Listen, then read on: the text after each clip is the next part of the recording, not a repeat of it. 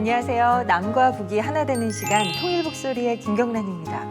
자, 두 분께 질문 좀 드릴게요. 네네. 혹시 이 악기 아세요? 뭔지는 잘 모르겠는데요. 그 악기 나오니까 정말 국악 한마디 같습니다. 저희가 지난번부터 네네네. 괜히 통일북소리 네, 얘기하다가 북소리 때문에 국악 한마당 또, 얘기 또 나왔는데 이런 악기 나오니까. 그러니까요. 또 북소리 얘기하다 갑자기 또 이렇게 조금 낯설고 굉장히 오묘하게 생긴 악기가 나왔는데 특이해요. 전 김혜인 그거 씨 아세요? 인민학교 때 봤어요. 저 친구 김용옥이라는 친구가 그걸 쳤었거든요. 해금. 어머나. 해금이라고 들었어요. 해금 이제 큰 거 아닌가요, 해금은? 아니 저는 그거를 해금이라고 들었거든요. 근데 큰 것도 있는지는 모르겠어요. 네. 오지현 씨는 결국은 무슨 악기 얘기 하나도 안 나오고 국악 한마당 얘기만 하다 아니, 말았잖아요. 그러니까 어차피. 그러니까 이게 바로 우리나라에 단 한 대밖에 없는 북한 악기 해금이 아니라 소해금이라고 합니다. 아 남한에는 없어요? 없어요. 네. 자, 오늘의 주인공이요. 바로 이 한 대밖에 없는 이 소해금을 연주하실 수 있는 유일한 한 분이세요. 오. 자, 먼저 영상으로 그 주인공 만나보시죠. 소해금이라는 악기를 아시나요? 1960년대 북한이 전통 악기를 현대화하는 과정에서 김일성의 지시로 해금을 바이올린처럼 개량해 만든 악기로 현재 북한의 국보로 지정돼 있습니다. 여성의 외형적 특징을 살려 만든 소해금은 그 소리도 여성이 슬피 우는 소리처럼 들려 듣는 사람의 심금을 울리는데요. 현재 소해금을 한국에서 연주할 수 있는 사람은 박성진 씨가 유일합니다.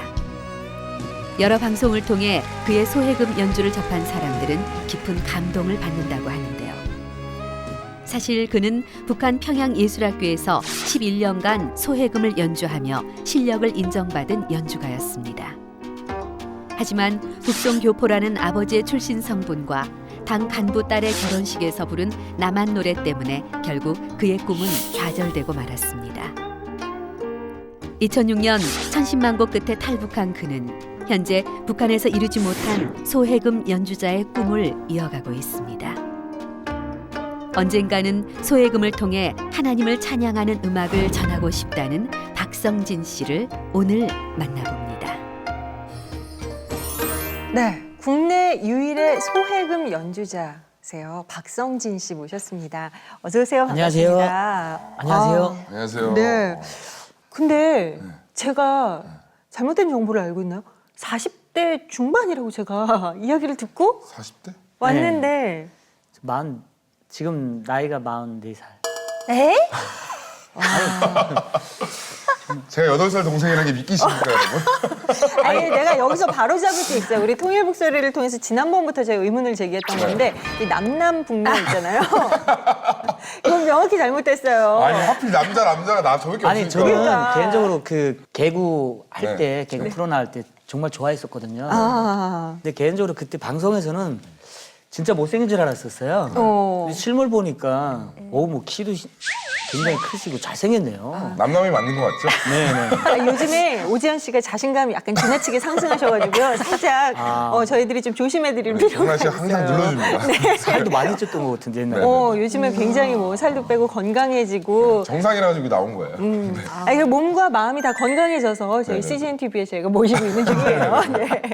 자, 저희가 아까 이 소해금에 대해서 잠시 이야기를 나눴는데요.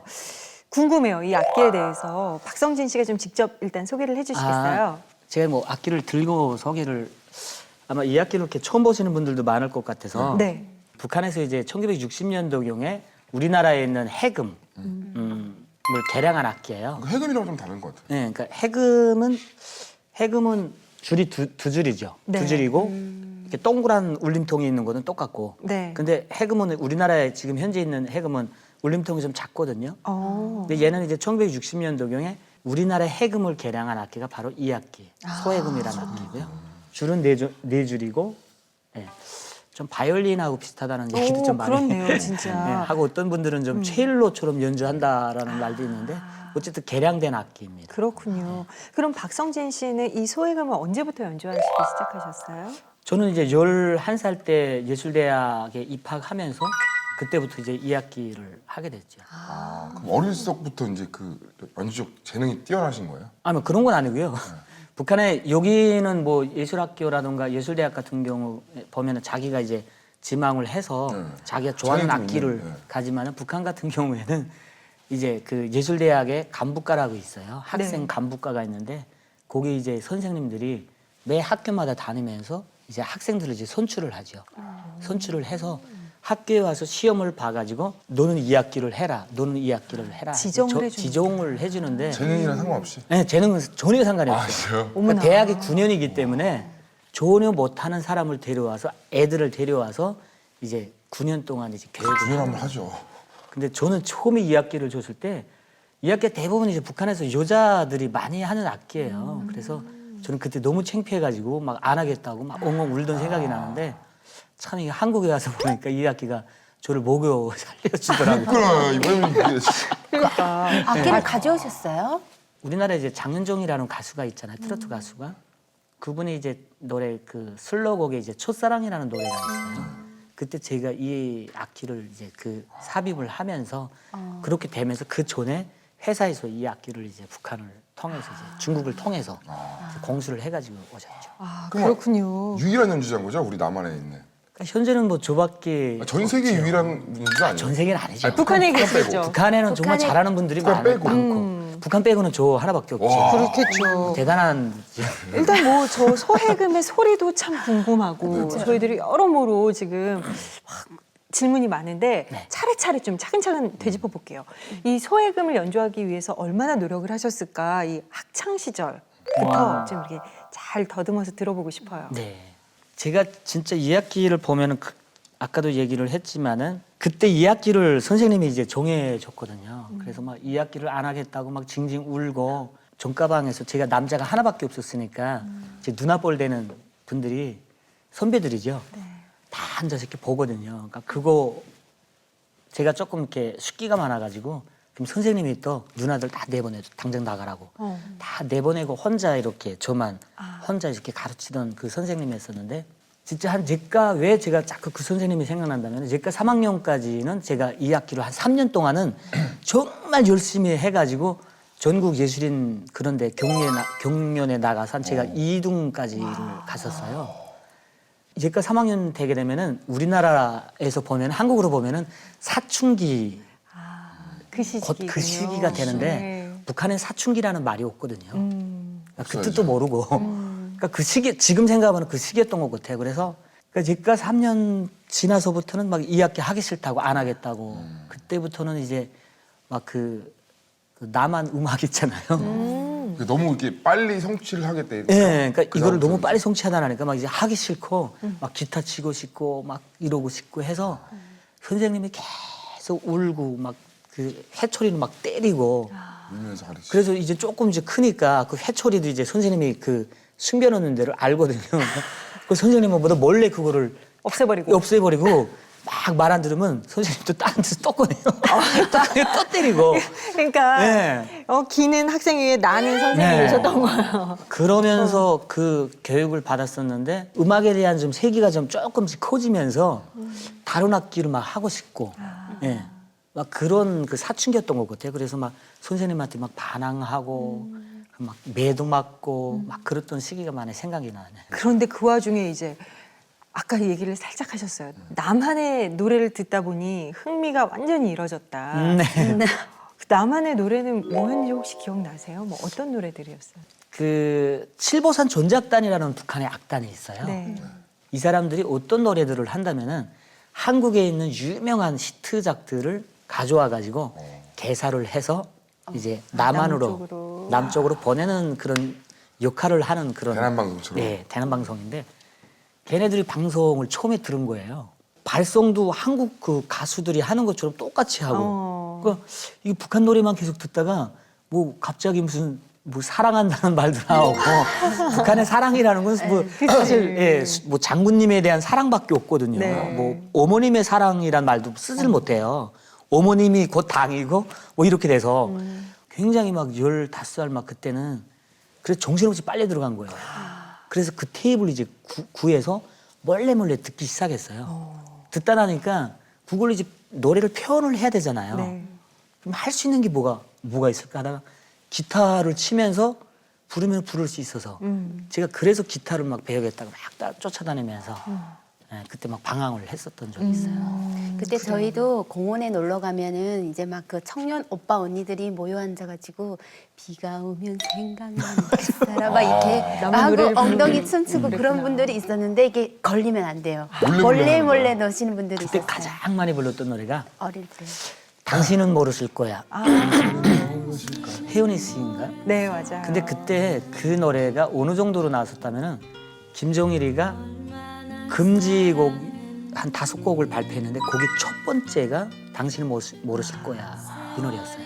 너무나 많은 사람들의 사랑을 받으니까 그냥 금지를 해버리고. 예, 그러니까 그때는 그러니까 한국으로 보면 뭐 당신은 굉장히 느린 곡이잖아요. 그렇죠. 근데 북한에서 그 노래를 어떻게 불렀다면 기타 치면서 당신은 모르실 거야 야야야야 뭐 아, 정말? 진짜요? 굉장히 뭐 그렇게 그걸 막 가지고 막 디스코 춤추고 막 그렇게 불렀었어요. 막윤회하고 막 그럴 때. 네. 야, 이거 재밌네요. 네. 당신은 모르실 거야 야야야야 하면서 얼마나 사랑했는지 뭐 이러면서 대승가요처럼 썼네요. 4월의 사박자인가요? 네, 화분의 사박자로 막 이렇게. 그래요. 뭐 쭉 이야기를 들어보는데 갑자기 그러시다가 어떻게 해서 결국은 탈북을 하시는 결심까지 하셨을까 잘 궁금해져요.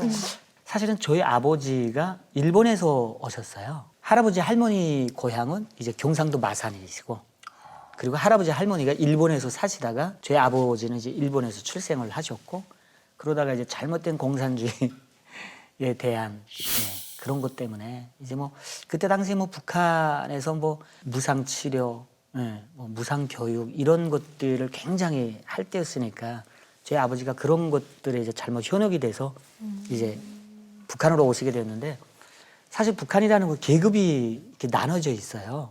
이제 일본에서 나오신 분들 이런 사람들은 제일 그 발전할 수 없는 계급층에 들어가는 거죠. 밑에 계급인 거예요? 제일 밑에 계급. 그러니까 북한은 계급 사회잖아요. 네. 그래서 그런 걸로 인해서 저희 아버지가 한평생 그 정치적 탄압이라던가 뭐 이런 것들. 그러니까 내가 아무리 잘하고 아무리 열심히 해도 그 한계가 있는 거예요. 넘을 수 없는 넘을 수 없는 벽이 딱 있는 거예요. 거기까지. 제가 이제 군대를 나가서 이제 북한 같은 경우에는 남자는 군복무를 꼭 해야지 사회에서 성공할 수가 있어요. 네. 그 군대를 나갔다면 이제 조선노동당에 입당을 하거든요. 그거를 꼭 해야 되거든요. 그걸 위해서 갔었는데 당중까지 다 맺는데 한계가 있는 거예요. 제대될 때 제가 어느 대학을 딱 선정을 했는데 그때 얘기를 해주는 게 뭐냐면은 야 너는 김일성 종합대학 가게 되면은 당일꾼 정치일꾼 키우는 대학인데 네가 거기 가서 뭐 하겠냐. 나는 왜 거기 못 가냐. 갈 수는 있는데 네가 가서 뭐 하겠냐. 너 아버지가 기육자인데 네가 무슨 당일꾼을 할 거야 무슨 간부를 할 거야. 너는 안 된다. 제가 그걸 직접적으로 딱 듣고 나니까 그것도 이제 그런 말을 해줄 수 있는 위치에 있는 사람이 그 얘기를 딱 해주니까 그때도 정신이 바짝 들더라고요. 한계를 느꼈던 거예요. 그 전에 그럼 그걸 몰랐나요? 그러니까 그 전에도 이 사회가 나쁘다고 생각했던 것이 제가 군복무 하다가 이제 그 문화예술부 부부장 딸 결혼식에 이제 갔었어요. 결혼식에 갔는데 마지막 끝나게 되면 이제 가족들과 그다음에 친지들 가까운 친지들끼리 앉아가지고 이제 우리도 한국에서 보면 이제 결혼식 끝나고 뒤풀이 같은 거 하잖아요. 북한도 이제 그런 거를 하는데 가서 이제 기타랑 둘러매고 막 그 노래 부르고 신랑 신부 일어나서 노래 시키고 그다음 부모님들 노래 듣고 뭐 이런 시간이 있거든요. 저는 가서 이제 분위기 좀 돋궈주는 사람이죠. 기타 들고 갔는데 북한 가요가 한 99%가 이제 김일성이를 칭송하는 노래라서 술 먹고 노래를 부를 만한 노래가 없어요. 재미없죠. 재미가 없어요. 그래서 북한에 이제 신랑 신부 노래도 쫙 하게 되면은 오직 한 마음 오늘의 이 행복을 뭐 그 노래가 그 노래가 결혼식 노래 1번 곡이거든요. 그러니까 그만큼 부를 노래가 없어요. 그냥 다 장군님 노래고. 네. 그러니까 이제 간부들이 좀 취중에 좀 괜찮은 노래 좀 불러라. 그때 남한 노래를 쏘은 노래 했거든요. 야 쏘은 노래 좀 한번 불러봐라 해서 제가 불렀던 노래가 칠갑산이었어요. 근데 그것도 칠갑산이라는 걸 한국에 와서 알았죠. 네. 그때 모르고 그냥 콩밤에는 아나네야 뭐 아무튼 불렀었는데 그게 문제가 돼가지고 그러니까 북한에서는 이제 남한 노래를 부를 수도 없고 들을 수도 없다고 되어 있잖아요. 그게 문제가 돼서 제가 한 보이사령부에서 한 40일 동안 감옥에 들어갔다가 이제 황해남도 태탄이라는 이제 사금 캐는 곳에 갔어요.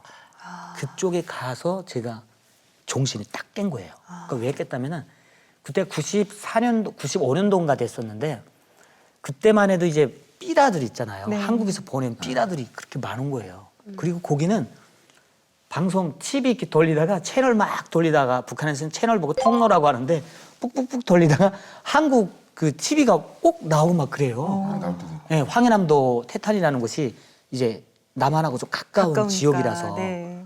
한국에 대한 삐라 보고 그다음에는 한국 이제 채널 보고. 라디오 들으니까 이 세상이 딴 세상인 거예요. 그러니까 그때부터 이제 남한에 대한 동경심이 생겼고 이제 그런 그 시절을 이렇게 거치면서 시간들을 거치면서 이제 탈북까지 결심하게 됐던 거예요. 근데 이렇게 탈북을 이제 결심하시고 실행에 옮기시고 그 과정 속에서 하나님의 은혜를 아주 깊이 경험하는 사건이 있으셨다고 네. 얘기를 들었어요.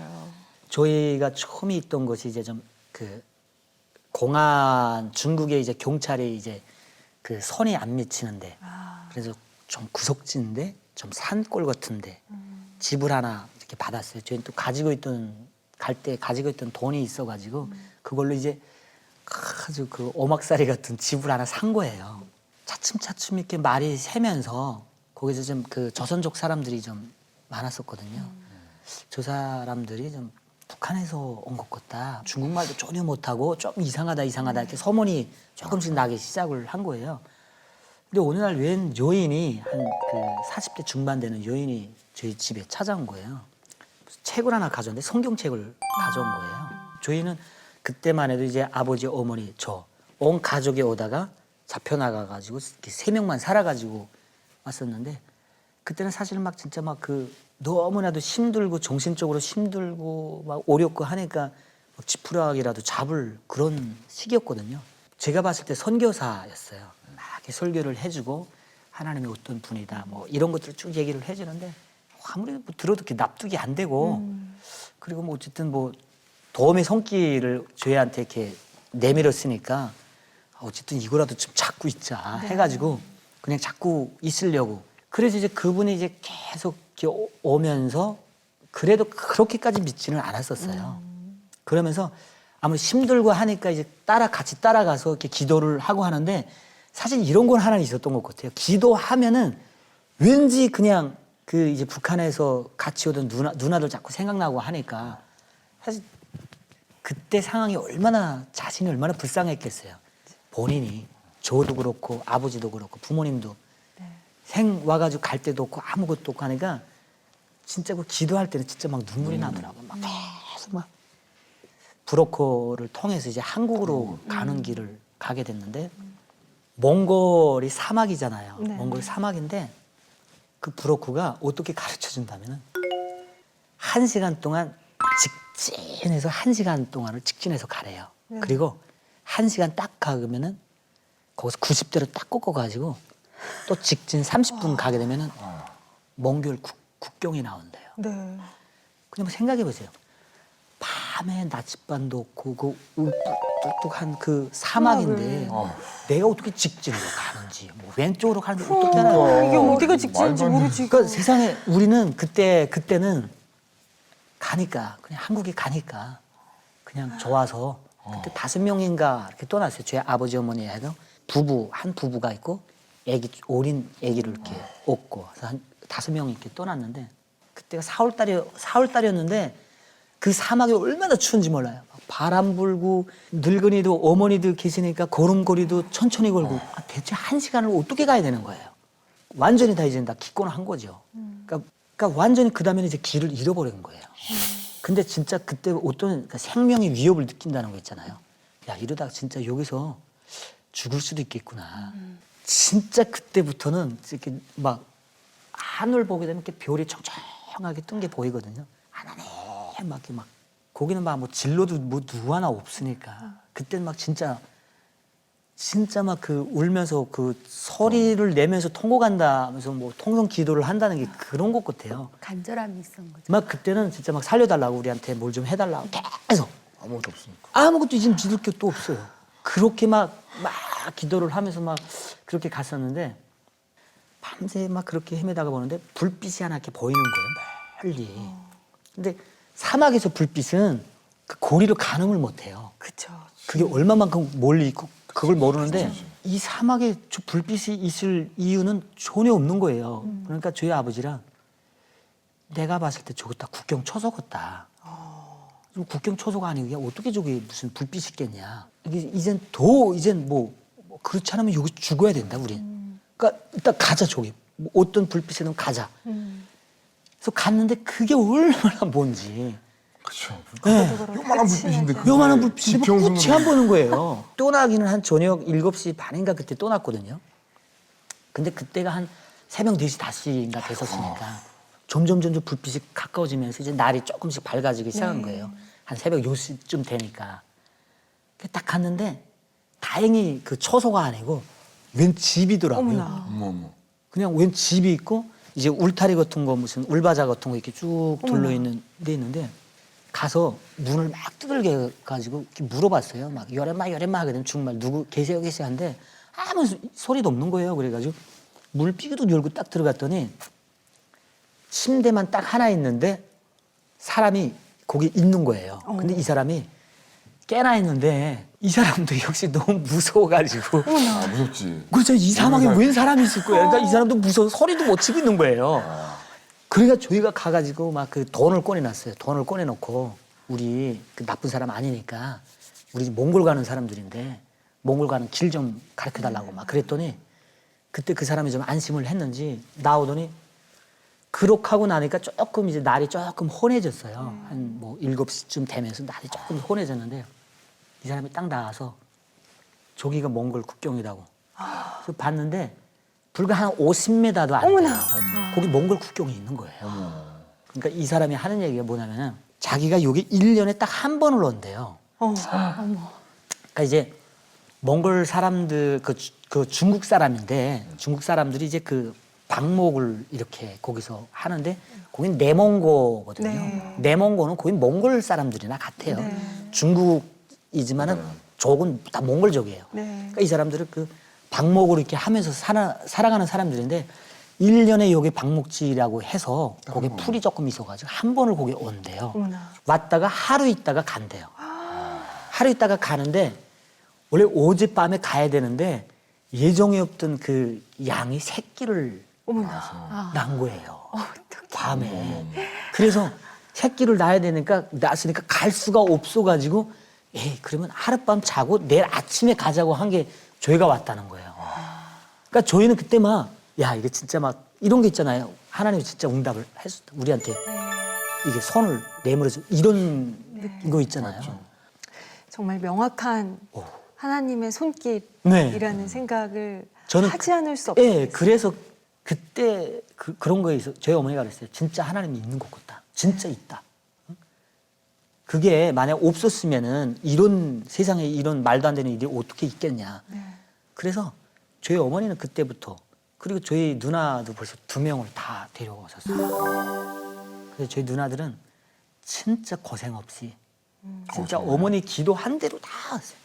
아, 정말 그 탈북의 과정 속에서 인도하신 하나님의 그 손길, 저희는 지금 사실 듣기만 해도 마음의 감동이 굉장히 가슴 깊이 밀려오는데요.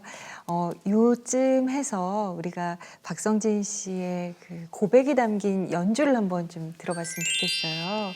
나를 일으켜 세우시는 그 하나님에 대한 마음을 담아서 소해금 연주, 네, 좀 부탁드려도 될까요? 네네네네. 네, 잘 들어보겠습니다. 네.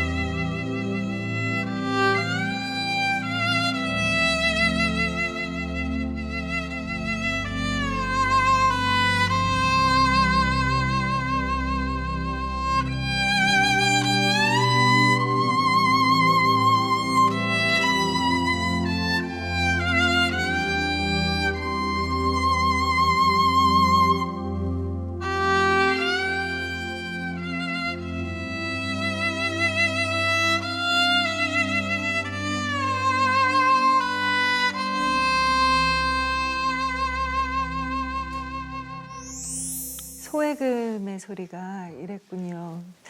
글쎄요, 박성진 씨의 고백을 듣고 이 연주를 들으니까요, 왠지 이 소리가 그 사막에서 그 저 멀리 빛났던 그 불빛 같다는 느낌?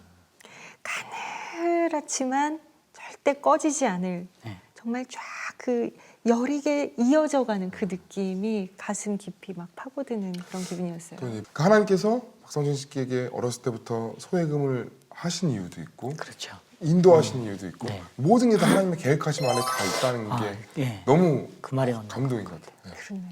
그 얼마나 답답하겠어요. 그 사막에서 저희 어머니도 사실 사막으로 오셨는데 별빛 하나만 보고 정말 그때 속상하고 막 답답했던 마음을 지금도 막 울면서 얘기하실 때 있는데 그 마음이 어땠을지 한데 저 해금이 그 말을 그 표현을 그 심령을 예, 하나님께 막 전달해 주는 같은 그런 그러게 느낌을 말이에요. 주네요. 진짜. 그 당시에는 몰라요. 도대체 왜 이런 시련이 나에게 닥치는 건가요? 난 왜 이렇게 힘들게 살아야만 하나요? 왜 내 앞에 놓인 것들은 이래야만 하나요? 라고 생각하는데 이렇게 쭉 돌이켜 보면은 이유 없는 것들이 하나도 없고 우연인 것들이 하나도 없고 다 합력해서 선을 이루시는 하나님의 손길을 우리가 느낄 수 있는데요. 박성진 씨의 이야기와 삶과 연주 속에서도 저희가 그런 하나님의 이끄심을 느낄 수가 있었어요. 네. 그렇게 해서 밟은 땅 남쪽 나라. 이 남한 땅에서의 정착 생활은 어떠셨나요? 힘들지 않으셨어요? 저는 항상 늘 한국에 왔을 때부터 성공을 했다고 생각을 했었어요. 저는 내 인생에서 가장 큰 성공은 한국에 이렇게 종착을 해서 사는 거다라고 생각을 했었기 때문에 물론 한국에 와서 종착하기는 뭐 그렇게 쉽지는 않아요. 근데 마음 속에서 어떤 그 믿음이 있고 저는 어찌 보면 이렇게 하나님에 대한 믿음 가지고 살아가는 것 같아요. 그래서 내가 지금 뭔가 이렇게 부족해도 꼭 언젠가는 다른 곳으로 이렇게 체험을 받을 수 있다는 생각들. 이런 마음들이 되게 좋은 것 같아요. 그러니까 북한 분들이 오시면 이 남한 안에서의 또 이렇게 허무함이 많이 계시는데 그 안에서도 남한 안에서도 항상 만족함을 가지면서 북한에 있던 그 믿음을 계속 가지고 계신 게 정말 그게 정말 귀한 것 같아요. 그게 정말 쉽지 않은데. 뭐 상대정부 박탈감이라고 하잖아요. 네. 사실 어찌 보면 북한에서 살던 거에 비하면 여기서 그냥 밥만 먹어도 행복하죠. 근데 그런 거에 이제 만족을 못 느끼고 이런 뭐 사람들도 있다고 봐야 되겠죠. 근데 이렇게 은인들이 이렇게 좋은 사람들이 또 많이 이렇게 또 만나게 되었어요. 그래서 그것도 어찌 보면은 제가 이렇게 교회를 다니면서 이제 거기 가서 만났었던 분들 그런 분들이 어찌 보면은 지금까지 늘 뒤에서 응원해주고 또 잘한다, 격려해주고. 격려해주고 그랬던 것 같아요. 그래요? 그렇다면 박성진 씨의 앞날도 하나님께서 정말 어떻게 이끄시고 어떻게 사용하실지 저희도 굉장히 궁금해지는데. 근데 한 가지도 모르게 네. 행사 스케줄이 되게 많다고 그렇게 들었어요. 이 학기가 우리나라에서 제가 최고로 제일 잘하잖아요. 그죠? 한 대밖에 없으니까. 없으니까. 비교 불가죠. 네, 제가 항상 솔직히 우리나라에서 잇몸 있는 사람도 저밖에 없어요. 잇몸 있는 사람도. 잇몸 이만큼 나오는 개그맨 저밖에 없거든요. 저밖에 못 써요. 못생긴 사람도 몇 명 있긴 한데. 네. 절대 잇몸이죠. 절대 잇몸은. 글쎄 뭐 원래 저도 절대 소외금. 네, 절대 소외금이잖아요. 진짜 저는 그래요. 항상 가면 그래요. 뭐 내가 잘하든 못하든 어쨌든 우리나라에서 제가 제일 잘한다. 이게 그리고 또 사회적으로 인정한 그런 스타는 아니어도 하나님이 주신 달란트를 가진 또 지인들은 그렇죠. 다 아시는 그런 인정하는 그런 거잖아요. 그러니까 하나님이 쓰시죠 뭐. 1년에 뭐 그 행사 한 200회 남아 하는 것 같아요. 멋이네요. 저기 우진 씨. 제가 않으세요? 매니저를 해야 될 것 같아요. 가가지고. 왜 저도 갑자기 부러워지죠? 운전 제가 굉장히 잘하거든요. 근데 점점 없어져요. 아유, 아니에요. 저희도 그러니까 같이 듣는 저희도 기분이 진짜 좋아요. 거짓말 안 하는데 제가 활동하신다니까. 진짜 그 이제 뭐 가서 이제 뭐 기도도 하고 제가 행사가 좀 있고 해서 뭐 그렇게 많이 이렇게 교회는 많이 못 나가요. 저는 항상 그 목사님한테 그러거든요. 아우 이번 주 또 왔네요. 아우 저는 그냥 국수 먹으러 옵니다. 너무 국수가 맛있어서 옵니다. 막 이런 얘기를 하지만은 거기에 계시는 이제 그 사장님이 한 분이 계셨거든요. 근데 참 그 분을 만나서 제가 많이 이렇게 좀 이렇게 저도 이렇게 변한 것 같아요. 그래서 처음에 한국에 왔을 때 이런 얘기를 하더라고요. 한국에 와서 좋은 사람 3명을 만나면 성공한다라는 예를 국정원에서 처음에 왔을 때 그런 얘기를 해줘. 제가 2명을 만났거든요. 그 마지막 한 명이 누굴까요? 글쎄요. 한 명은 제가 만났던 분은 저 같이 저희 그 교회 다니는 이제 집사님이시고, 두 번째 분이 이제 그 장윤정 기획사 사장님이시고, 이제 한 분은 하나님 하나님이고 아마 그 2명인 것 같아요. 매 마지막에 제가 소예금 좀 배워야겠어요. 일단 소예금 아니에요. 네, 정말 이게 3명을 만나면 성공한다라는 표현이 이제 어떻게 보면 세상적인 희망을 전해주는 이야기일 수 있을지 모르겠지만 박성진 씨께는 하나님께서 30명, 300명 만나게 하셔서 삶을 풍성하게 해주실 거라고 믿어요. 제가 박성진 형제님 보면서 한 가지 제가 간절함이 생겼어요. 그 뭐요? 아까운 그 재능을요. 혼자 이 나만에 혼자 갖고 있다는 게 너무 아까워서 좀 이렇게 제자를 네, 제자. 전수해주길 학기가 학생을 없어가지고. 이렇게 아 그래요? 북한에서도 개량하는데 남한에서는 개량이 안 되나요 이거? 개량이 안 되고 제가 활동하는데도 이거 악기 하나밖에 없어요. 제가 이제 악기를 한번 좀 보여드릴게요. 이거 보이시죠? 아, 네. 여기 뜯어졌어요. 뜯어졌죠. 이것도 다 이거 다뭘 이렇게 다. 아, 다 메우셨네. 다 메우셨고. 진짜 근데 좀 정말 소망이 생기고 욕심이 나는 부분이기도 하고. 너무 아까워요. 그렇다면 10년 후에 성진 씨의 모습은 어떤 모습일까? 좀 궁금해져요. 이제는 한국에 와서 한 8년 정도 되니까 처음에 왔을 때는 제가 제일 불쌍하다고 생각을 했었어요. 지금 이렇게 살아보니까 한 8년 정도 살아보니까 나만큼 부자가 없고 나만큼 행복한 사람이 없더라고요. 그래서 이렇게 주위를 이렇게 돌아보니까 정말 못한 분들이 너무 많아요. 저도 이제 뭐 자원봉사 차원에서 공연이랑 이렇게 많이 가고 막 그러는데 나는 너무나도 행복하게 지금 살아가고 있구나라는 그 죄책감을 할 때가 있거든요. 그래서 아마 이제 10년 후라고 말씀을 했었더라면은 제가 그때 갔으면은 아마 그런 사람들을 위해서 자원봉사를 하면서 다니지 않을까라는 생각을 해봐요. 작년도에 한번 해봤었어요. 네. 그런 거를 했었는데 그래서 이렇게 소외된 지역들이라고 해서 이제 좀 뭐 자식들한테 뭐 버림받고 혹은 뭐 이제 그런 사람들 어르신들 있잖아요. 그런 사람들 한 100몇 명 됐었던 것 같아요. 그래서 그분들이 그 짤막한 제가 얘기하고 연주를 해주고 노래를 해주고 했는데 그렇게 행복해할 수가 없어요. 그래서 제가 이거 오히려 이건 제가 은혜 받고 나오는 그런 거 있잖아요. 저 사람들이 이게 뭐 나는 그냥 좋아서 하는 건데 저 사람들이 왜 저렇게 행복해하고 그렇게 내 손을 잡고 계속 눈물을 흘리고 잘했다고 정말 이분들은 나보다 정말 못하신 분들이에요. 그런 분들이 막 그러는 걸 보니까 막 가슴에서 막 울고 나더라고요. 그래서 그런 이렇게 좋은 일들을 좀 많이 해보셨어요. 자, 내 인생을 송두리째 바꿔놓은 하나님의 직접적인 인도하심을 겪고 이제는 그 사랑을 받기만 하는 것이 아니라 흘러보낼 준비를 하고 계시는 박성진 씨 저희가 함께 만나면서 귀한 시간 이야기 나눠봤는데요. 두 분은 어떠셨어요? 이재훈 씨? 저는 그 박성진 씨가 진짜 처음에 나왔을 때 그 사막 안에서 그 불빛 하나만 보면서 하나님의 그 순수함을 이 나만 안에서도 지켜가고 있고 그거와 씨름하고 있다는 거 자체가 너무 감동이었던 것 같아요. 네. 하나님은 한번 이렇게 잡으신 그 주님의 사람을 우리는 이렇게 손을 놓을지라도 하나님은 안 놓으시는 것 같아요. 그리고 또 그렇게 붙잡으시는 주님의 손길도 있지만 본인도 이 땅에 와서 그게 이제 성공이라고 생각했지만 또 겸손하게 다시 그 바닥부터 시작하는 그런 마음, 그러한 태도가 있었기 때문에 오늘도 이렇게 웃으면서 또 다른 사람들한테 그런 얼굴을 보여주지 않을까. 그래서 다른 탈북민들한테 굉장히 도전이 될 것 같아요. 어쩌면 자기 신분도 이게 내놓기 싫고 자꾸 비교의식만 드는 탈북자들한테 저분이 저렇게 하나님을 믿고 그렇게 또 본인의 삶을 오픈할 수 있는 저런 삶을 살아간다는 게 같은 탈북자들에게 굉장히 도전일 것 같아요. 그러니까요. 아까 전 참 인상적이었던 얘기가 상황은 똑같아요. 그런데 내가 제일 힘들고 내가 제일 불쌍한 사람이야 해서 내가 제일 행복하고 내가 제일 정말 부자야라는 이야기를 하기까지 달라진 게 굉장히 있는 게 아니에요. 그런데 여기서의 중요한 부분은 내가 바라보는 중요한 것에 대한 관점이 바뀐 거예요. 내가 가진 것에 대해서 더욱더 소중하고 감사히 여길 줄 알 때 난 진정한 부자가 될 수 있고 다른 사람들을 또 보듬고 베풀 수 있는 마음을 가질 수 있다는 거. 저희들도 항상 기억하고 생각하고 잊지 말아야 될 부분이 아닌가. 그런 귀한 또 나눔을 함께 해주신 박성진 씨께 진심으로 감사의 말씀을 드립니다. 네. 자, 오늘의 마지막 아쉽지만 이번에는 박성진 씨의 기타 연주로 찬양의 고백을 함께 나눠보도록 할게요.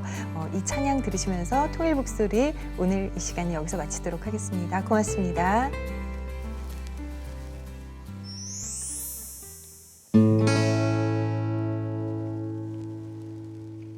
나 같은 죄인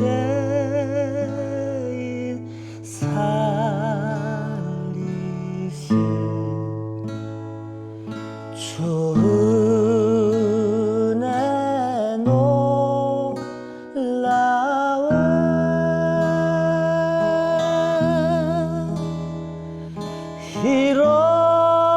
잃었던 생명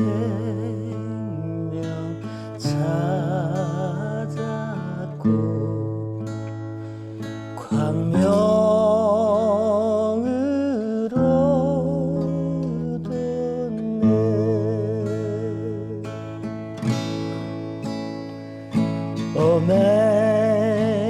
Amazing grace, how sweet the sound that saved a wretch like me.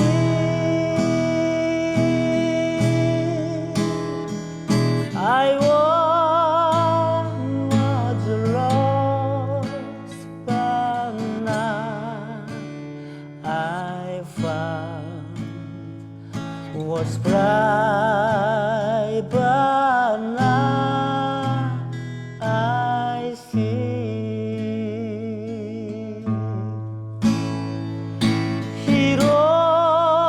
잃었던 생명을 받았고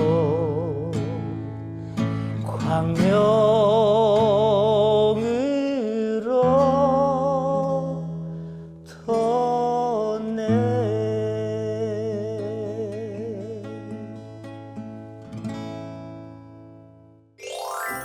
하온 엄마는 하온이를 임신한 사실을 모른 채 한국에 왔습니다. 탈북 여성이 남한에서 홀로 아이를 키우는 것은 무척 버거운 일입니다. 탈북 후 중국에서 태어난 아이들에게는 기존 탈북민에게 주어지는 혜택이 거의 없기 때문입니다. 저버 엄마인데다 주위에 의논할 사람도 없다 보니 아이가 아플 때가 제일 힘들다고 하네요. 탈북민닷컴은 작은 금액이지만 하온이 앞으로 매달 희망금을 보내려고 합니다. 여러분의 작은 손길이 탈북 미혼모와 아이들에게 큰 도움이 될 것입니다.